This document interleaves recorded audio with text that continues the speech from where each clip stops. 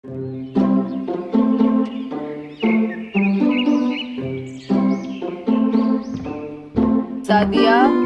তুমি একটু পাশের জমিলা চাচির বাড়িতে গিয়ে ওনাকে এই ফলগুলো দিয়ে এসো। গতকালকে এগুলো গাছ থেকে পেড়েছিলাম, এখনো টাটকা রয়ে গেছে। না মা, আমি যাব না। পাড়ার লোকজন কত কথা বলে তাকে নিয়ে। আর তাছাড়া আমার এখন জমিলা বুড়িকে খুব ভয় লাগে। জি সাদিয়া, একজন বয়স্ক মানুষকে এভাবে বুড়ি বলতে নেই। তাকে যেহেতু আমি চাচি বলে ডাকছি, তোমার উচিত তাকে দাদি অথবা নানু বলে ডাকা। আর পাড়ার লোকজন কে কি বলছে না বলছে সেসবে কান দিও না। চাচি নিশ্চয়ই এতক্ষণ না খেয়ে আছেন, তিনি অনেক দুর্বল। তাছাড়া ওনার বাড়িতে উনি ছাড়া আর কেউ নেই, তাই আমাদের উচিত তাকে সাহায্য করা। যাও, আর দেরি করো না। আচ্ছা মা, ঠিক আছে। আরে সাদিয়া, কোথায় যাচ্ছিস? জমিলা তাদের বাড়ি যাচ্ছি। এই, তুই কি পাগল হয়েছিস? তুই জানিস না ওই বুড়ি একটা ডাইনি? আর জানিস ওই বুড়ির পা দুটো উল্টো। শুধু শুধু এসব বলে আমায় ভয় দেখাতে আসিস না তো। আমার মা বলেছেন উনি খুবই ভালো একজন মানুষ। আর শুধু শুধু তোরা ওনাকে ডাইনি কেন বলিস? কখনো দেখেছিস ওনাকে ছোট বাচ্চাদেরকে ধরে ধরে খেতে? যা বাবা, তোর ভালোর জন্যই তো বললাম। ঠিক আছে, যা যা, মরতে হলে মর, আমার কথা মিলিয়ে নিস। দেখিস ওই বুড়ির পা ঠিকই উল্টো হয়ে আছে, এই জন্য কারোর ভালো চাইতে নেই। আচ্ছা, সবাই একসাথে কেন মিথ্যে বলতে যাবে? আসলে কি এই জমিলাপুরের ভেতরে কোনো সমস্যা আছে? আমি তো আজ অব্দি কখনো ওনাকে কোনো খারাপ কাজ করতে দেখিনি। আর তাছাড়া উনি যদি ডাইনি হয়েই থাকেন, তাহলে গ্রামের লোকজন ওনাকে তাড়াচ্ছেন না কেন?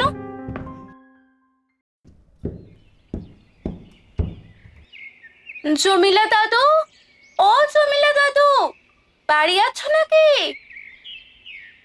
কে গো?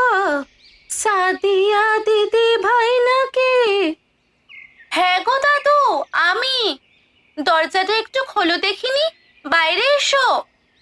আসি গো আসি, দিদি ভাই দাঁড়াও।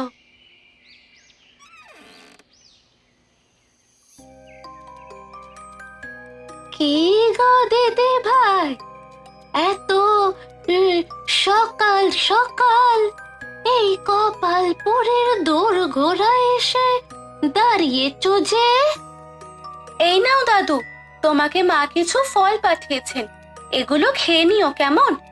আর তোমার দেখভাল করার জন্যই তো আমি আর মা প্রতিবার আসি, সে সকাল হোক আর দুপুর হোক। মা তো তোমাকে তার নিজের মায়ের মতো দেখেন। তোরা আছিস বলেই তো আমি এখনো পর্যন্ত বেঁচে আছি। তুই আমার যে যত্ন করিস, তোর জন্য আমাকে তো বাঁচতেই হবে। তাছাড়া তুইও আমার কাছ থেকে তোর এই কষ্টের উপহারও পাস। তুমি আমায় উপহার দেবে? কি উপহার দেবে দাদু? সে আমি একদিন মনে করে দিয়ে দিব, ও নিয়ে তুই ভাবিসনি তো।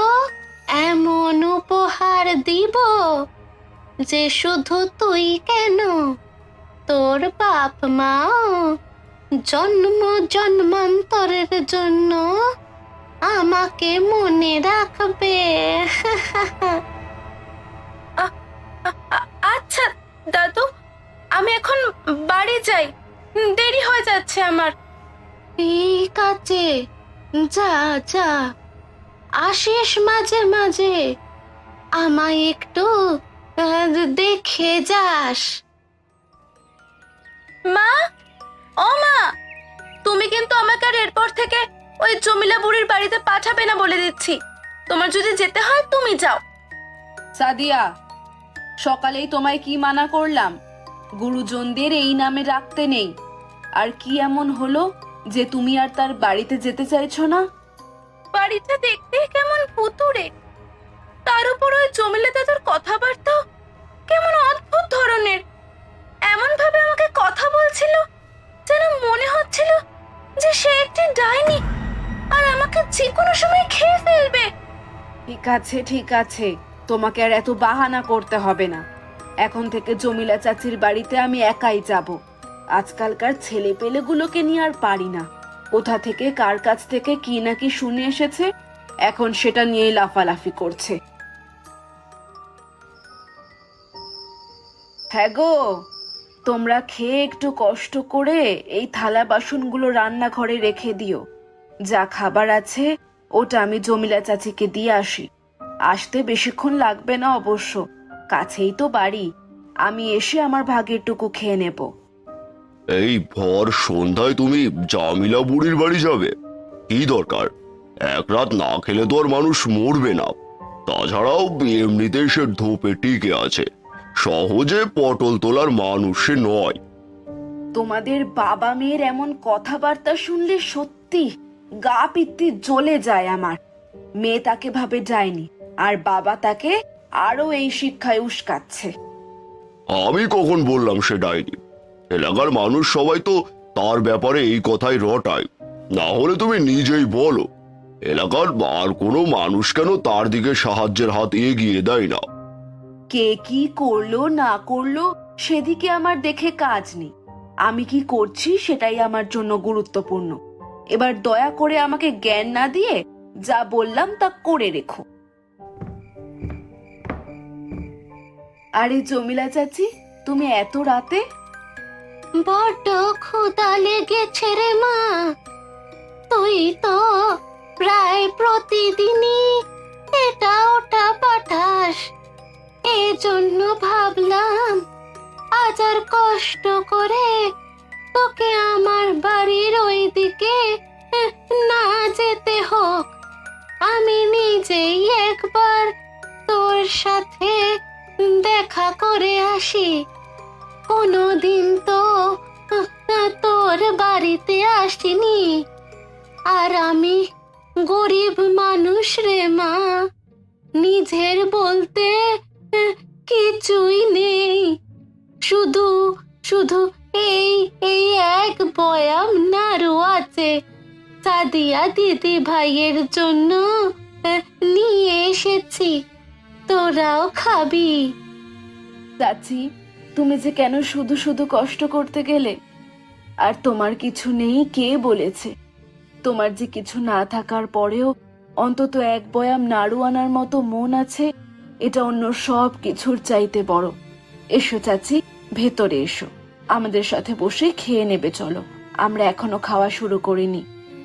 চল মা, চল, বেশ খিদে পেয়েছে।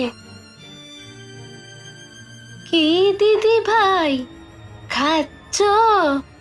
খাও খাও, আমিও এসে গেলাম তোমাদের সাথে খাবো বলে।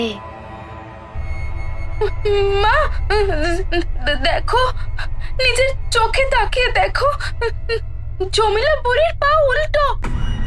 তার মানে লোকে যা বলে তাই সত্যি। কি বলছো দিদি ভাই? আমার পা উল্টো হতে যাবে কেন? উল্টো তো হয় ডাইনিদের পা। মা, আমি সত্যি বলছি মা, একটু আগেই আমি এই বুড়ির পা উল্টো দেখেছিলাম। নিশ্চয়ই সে জাদু জানে, এজন্য চোখের পলকে পা সোজা করে ফেললো। দিদি ভাই, তোমার যদি আমাকে ভালো না লাগে তাহলে আমি চলে যাচ্ছি। ওমা, তুই থাক, আমি বরং যাই। কোথাও যাবে না তুমি জমিলা চাচি।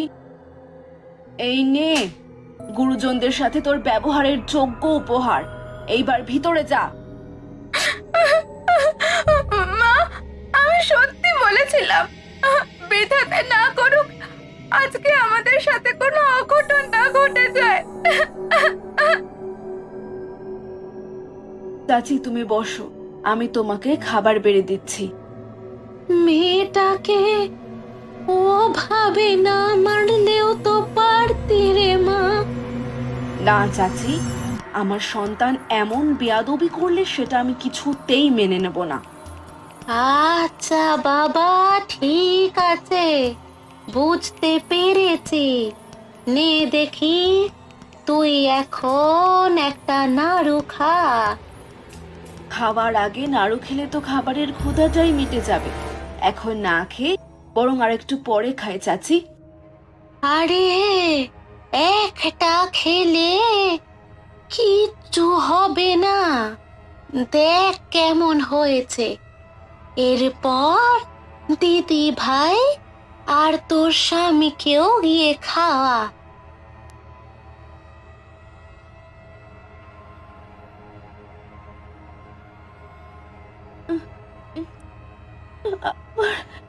কেমন যেন লাগছে চাচি। মনে হচ্ছে সব কিছু ঝাপসা দেখছি। তাই নাকি রে? তাহলে দেখ তো, ওই ঝাপটা চোখে আমার পা দুটো উল্টো লাগছে কিনা।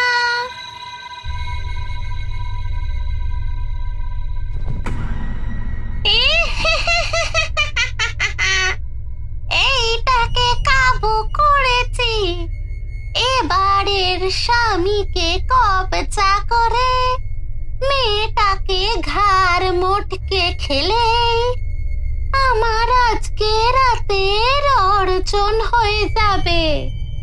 আজকে ঘোর কৃষ্ণ পক্ষের রাত।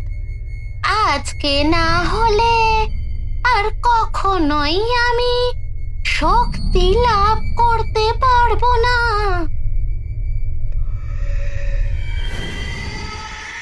শয়তান, তোকে আমি আজ এত বছর ধরে খুঁজে যাচ্ছি, আর তুই এখানে এই বুড়ির ভেতরে ভর করে গ্রামের একটার পর একটা বাচ্চাকে প্রতি অমাবস্যায় খাচ্ছিস।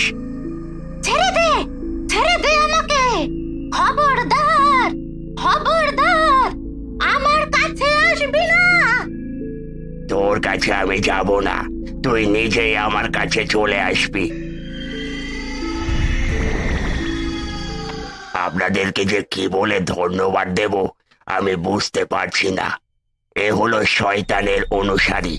যখন জীবিত ছিল তখন শয়তানের উপাসনা করত, তাই সে মারা যাওয়ার পর শয়তান তার একটা ছোট সদস্যকে তার শরীরে ঢুকিয়ে দেয়। এই বুড়ি যাদের বাড়িতে বাচ্চা থাকে তাদের বাড়ির একজন সদস্যকে নিজের হাতের মুঠোয় নিয়ে নেয়। এরপর ওই পুরো পরিবারকে মেরে পরিবারের ছোট সদস্যের রক্ত খেয়ে ফেলে, ঠিক যেমন আপনার স্ত্রীকে তার কলকাঠিতে নাচাচ্ছিল। মা, মা, চোখ খোলো। সাদিয়া, সাদিয়া, তুই ঠিক আছিস মা? হ্যাঁ মা, আমি ঠিক আছি। আমাদেরকে আর কেউ কোনো ক্ষতি করতে পারবে না।